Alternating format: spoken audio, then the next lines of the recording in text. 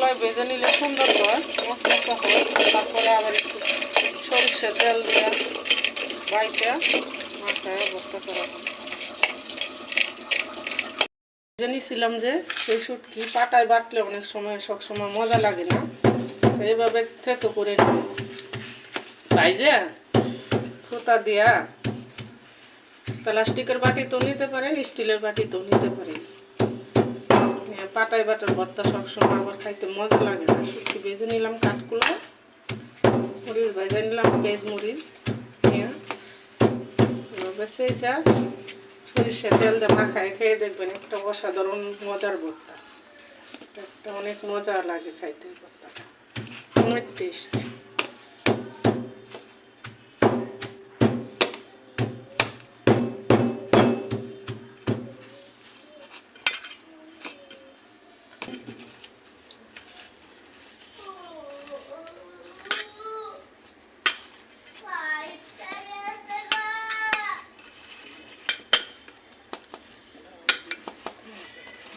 হয়ে গেল।